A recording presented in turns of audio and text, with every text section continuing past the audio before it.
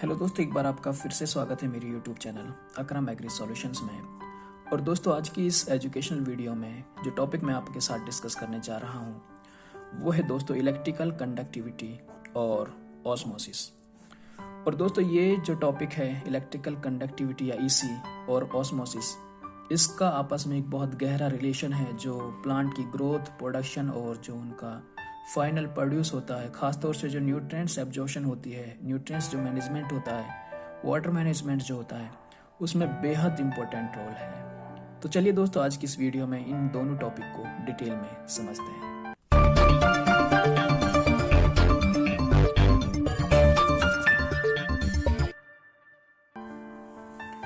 दोस्तों, ईसी यानी कि इलेक्ट्रिकल कंडक्टिविटी और ऑस्मोसिस, ये दोनों ही टर्म्स आपने पहले भी सुनी होंगी। ईसी दोस्तों इतना फेमिलियर नहीं है फार्मर्स के बीच, पर ऑस्मोसिस ये टर्म आपने कहाँ सुनी होगी? जब आप घरों में आरओ लगवाते हैं पानी को फिल्टर या प्योरीफाई करने के लिए, तो इस आरओ की जो फुल फॉर्म होती है दोस्तों वो रिवर्स ऑस्मोसिस ही होती है। यानी कि दोस्तों ये ऑस्मोसिस का रिवर्स प्रोसेस है। पहले दोस्तों मैं आपको इलेक्ट्रिकल कंडक्टिविटी समझाता हूँ। दोस्तों, इलेक्ट्रिकल कंडक्टिविटी एक बेहद इंपॉर्टेंट पॉइंट है, टॉपिक है। जब हम प्लांट्स को पानी देते हैं तो हमारे पानी की कुछ ईसी होती है, यानी कि इलेक्ट्रिकल कंडक्टिविटी होती है।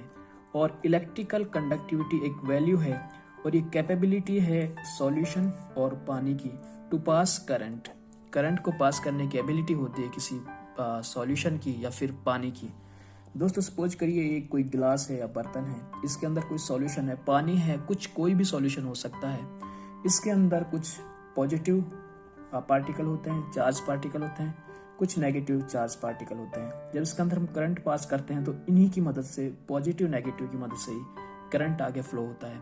और दोस्तों, ये पॉजिटिव नेगेटिव हमारे जो न्यूट्रिएंट्स होते हैं, जो 17 एलिमेंट्स होते हैं प्लांट्स के लिए, जो एसेंशियल एलिमेंट्स होते हैं वो ही होते हैं दोस्तों। ये नाइट्रोजन भी हो सकता है, फॉस्फोरस भी हो सकता है, पोटेशियम, कैल्शियम, मैग्नीशियम, कोई भी एलिमेंट हो सकता है। कुछ इसमें से नेगेटिवली चार्ज होंगे, कुछ पॉजिटिवली चार्ज होते हैं, और यही हेल्प करते हैं उस करंट को आगे फ्लो होने में। तो दोस्तों, इन्हीं की मदद से हम प्लांट डिसाइड करता है कि उन्हें पानी अपने अंदर लेना है या फिर कौन सा न्यूट्रिएंट्स लेना है। दोस्तों, अगर इस वैल्यू की हम बात करें तो इसे मेजर करने के लिए एक यूनिट का सहारा हम लेते हैं। एक बड़े ही रिनाउंड एक साइंटिस्ट थे, सीमंस उनका नाम था, उन्हीं के नाम पर इसकी यूनिट को रखा गया है। ये दोस्तों माइक्रो सीमेंस पर सेंटीमीटर या फिर मिली सीमेंस पर सेंटीमीटर, ये दो तरह की यूनिट्स होती हैं। इसी यूनिट को अगर हम 1000 से डिवाइड कर देते हैं तो हम यहाँ पर पहुंच जाते हैं। तो दोस्तों, मैं कुछ वैल्यूज आपके सामने रख रहा हूँ जिससे आपको अंदाजा होगा। दोस्तों, अगर हम बेस्ट रेंज की बात करें कि जो हम इरिगेशन के लिए जो पानी हमें यूज करना चाहिए उसका ईसी कितना होना चाहिए, इलेक्ट्रिकल कंडक्टिविटी वैल्यू कितनी होनी चाहिए, तो दोस्तों ये अगर इसको माइक्रो सीमेंस की यूनिट में कंसीडर करेंगे तो 1000 से नीचे होनी चाहिए वैल्यू। अगर 1000 के नीचे है तो आप प्लांट के लिए पानी या फिर सीडलिंग या कोई भी क्रॉप के लिए ये पानी बेस्ट है, परफेक्ट है। और अगर इसको दूसरे यूनिट्स में हम बात करें, माइक्रो मिली सीमेंस में हम बात करें, तो ये हो जाती है दोस्तों 1.0 मिली सीमेंस पर सेंटीमीटर। ये वैल्यू इस तरह से हम इसको, हमारा जो ईसी मीटर होता है उस पर देखते हैं। अब दोस्तों हम बात करते हैं कि जो हम घरों में पानी पीते हैं उसका जो ईसी वैल्यू होती है वो लगभग 200 से लेकर 800 माइक्रो सीमेंस पर सेंटीमीटर होती है। दोस्तों, आरओ लगाने वाली कंपनी इसी वैल्यू को टीडीएस में मेजर करती है। आपने ये वैल्यू जरूर सुनी होगी। और घरों में हमारे जो टीडीएस जो हम पानी का चेक करते हैं वो 300 से लेके 400 के करीब ये टीडीएस होता है।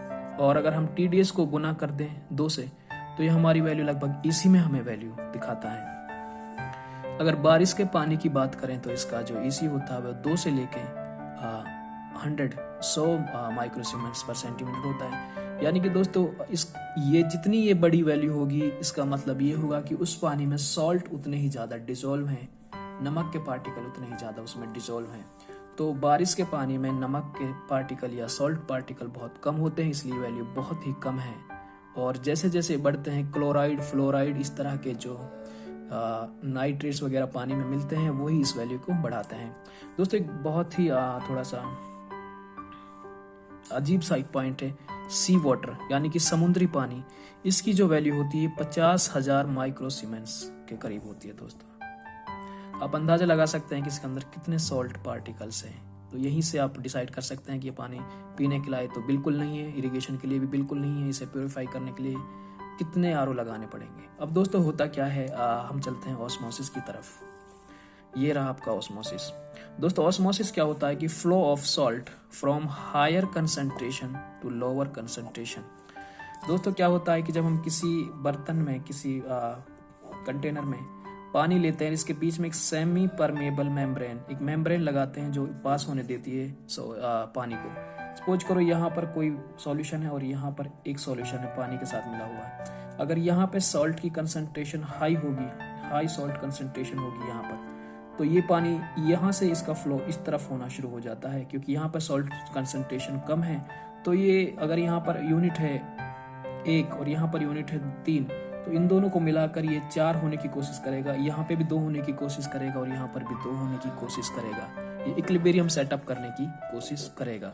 ये हायर कंसंट्रेशन से लोअर कंसंट्रेशन की तरफ मूव करेगा और यही इसी पैटर्न पे हमारे प्लांट्स पानी को एब्जॉर्व करते हैं। मैं समझाता हूँ कि किस तरह से प्लांट्स इस पानी को एब्जॉर्व करते हैं, कि उन्हें पानी की जरूरत है या फिर नहीं। दोस्तों अगर पानी की बात करें, वाटर मूवमेंट, अगर ये ऑस्मोसिस के केस में ये इसके ऑपोजिट डायरेक्शन होता है। अगर सॉल्ट कंसंट्रेशन का मूवमेंट इस तरफ है तो पानी का मूवमेंट इसके ऑपोजिट डायरेक्शन में होगा, तब जाकर ये इक्विलिब्रियम सेटअप होता है। और दोस्तों आरओ जो होता है इसमें रिवर्स प्रोसेस होता है। एक बार ऑस्मोसिस होता है, फिर वहीं से रिवर्स ऑस्मोसिस होता है। कुछ फिल्टर्स की मदद से ये प्रोसेस किया जाता है। ये एक डिफरेंट टॉपिक है दोस्तों। यहाँ पर मैं आपको कुछ समझाने की कोशिश करूंगा और आपको काफी हेल्प होगी इससे। दोस्तों सपोज करिए आपका ये पानी है, किसी टैंक बर्तन किसी में आपका पानी है और इसका कोई ईसी है, बेस ईसी। सपोज करिए इसका ईसी 800 है और ये पीने लायक पानी था, माइक्रो सीमेंस पर सेंटीमीटर। अगर ये पीने लायक पानी है तो जाहिर सी बात है कि प्लांट्स के लिए भी यूज करने लायक पानी होगा। दोस्तों जैसे ही आप इसमें कोई फर्टिलाइजर ऐड करते हैं, फर्टिलाइजर सपोज कर आप NPK 20 ऐड करेंगे, क्योंकि दोस्तों NPK ये फर्टिलाइजर सॉल्ट होते हैं। तो जैसे ही ये इसमें ऐड होंगे, इसकी ईसी को बढ़ाएंगे ऊपर की तरफ। इसका ईसी दोस्तों बढ़ना शुरू होगा 1000, 1200, 1500। तो आपको कब तक ये इसके अंदर फर्टिलाइजर मिलाते रहना है, वो रेंज अगर हम बात करें सीडलिंग्स के लिए खास तौर से, तो दोस्तों अगर आप इसमें फर्टिलाइजर ऐड करेंगे तो इसकी ईसी की वैल्यू 1200 से लेकर 1500 माइक्रो सीमेंस पर सेंटीमीटर से ऊपर नहीं जानी चाहिए। अगर आपका पानी बहुत ज़्यादा खराब है तो आप तब तक इसमें फर्टिलाइजर ऐड कर सकते हैं जब तक इसकी वैल्यू 2000 तक रहे। अगर इसके ऊपर इसकी वैल्यू जाती है तो समझ लीजिए आपके प्लांट्स में बर्निंग होगी, आपके प्लांट्स न्यूट्रिएंट्स को लेंगे ही नहीं और आप उसमें खामखा फर्टिलाइजर पे भी अपनी वेस्टेज करेंगे और प्लांट आपका भी उससे कोई फायदा नहीं होगा, उल्टा नुकसान ही होगा। दोस्तों कैसे प्लांट्स इसको न्यूट्रिएंट्स को नहीं लेते वो मैं समझाने की कोशिश करता हूँ। दोस्तों ये मैंने एक प्लांट ड्रॉ किया है, ये इसकी लीव्स हैं, प्लांट्स ये है, हमारा स्टेम है, ये रूट जोन है। यहाँ पर हम पानी अप्लाई करते हैं, इरिगेशन करते हैं। तो लीव्स दोस्तों, लीफ के अंदर स्टोमेटा होते हैं जो वेपोराइज करते हैं पानी को, वेपर्स की फॉर्म में ऊपर जाने देते हैं। जब यहाँ से पानी वेपर की फॉर्म में ऊपर निकलेगा तो तभी रूट्स यहाँ रूट जोन में जो हमारे पास पानी होगा इसे एब्जॉर्व करेंगी और जाइलम और फ्लोएम की मदद से पानी ऊपर की तरफ मूव करेगा इस तरह से, और वेपर की फॉर्म में निकलेगा। यहाँ से पानी अंदर, ये प्लांट्स रूट हेयर्स जो होते हैं, हमने कई वीडियोस में डिटेल में समझाया है, यहाँ से पानी को ऊपर की तरफ लेंगे। तो दोस्तों यहाँ पर हमारे मिट्टी के अंदर पहले से ही कोई सॉल्ट कंसंट्रेशन होता है, यहाँ पर पहले से ही एलिमेंट्स मौजूद होते हैं, सॉल्ट मौजूद होते हैं। तो सपोज करिए दोस्तों हमारे प्लांट के अंदर जो सॉल्ट कंसंट्रेशन है उसकी वैल्यू 3 है। थोड़ा आप समझिएगा इस चीज को, 3 यूनिट आप इसको कह सकते हैं। और यहाँ पर हमने पहले से ही हमारे पास 3 यूनिट था, तभी इक्विलिब्रियम सेटअप था, पानी का मूवमेंट किधर भी नहीं हो रहा था। आपने इसमें और हाई ईसी का पानी दिया या हाई सॉल्ट कंसंट्रेशन दिया और यहाँ पर ये 5 हो जाता है। तो क्योंकि यहाँ की सॉल्ट कंसंट्रेशन इस रीजन की ज्यादा होगी, तो अब ये 5 और 3 8, यानी कि यहाँ की कंसंट्रेशन को 4 करने के लिए यहाँ का पानी, जो प्लांट का पानी, ये उल्टे डायरेक्शन में मूव करना शुरू हो जाएगा और प्लांट न्यूट्रिएंट्स को लेंगे ही नहीं, क्योंकि यहाँ पर सॉल्ट कंसंट्रेशन ऑलरेडी ज्यादा है और प्लांट्स का पानी उल्टा दूसरी डायरेक्शन में आना शुरू हो जाएगा। इसी से दोस्तों हमारे प्लांट्स में विल्टिंग होती है और हमारे प्लांट्स हम न्यूट्रिएंट्स देने के बावजूद भी सूखते रहते हैं। तो दोस्तों इसलिए हमें प्लांट्स की रूट जोन में इतना ज़्यादा फर्टिलाइजर भी नहीं देना है कि वो अननेसेसरी यहाँ पर पड़ा रहे और हमारे सॉल्ट कंसंट्रेशन को बढ़ाता रहे और हमारे पीएच और ईसी को डिस्टर्ब करता रहे।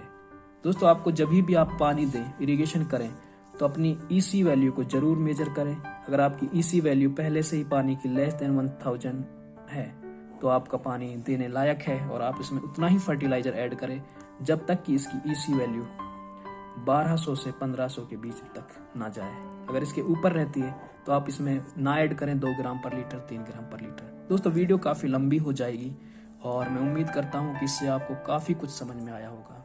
चैनल से जुड़े रहने के लिए हमारे चैनल को सब्सक्राइब जरूर करें। धन्यवाद।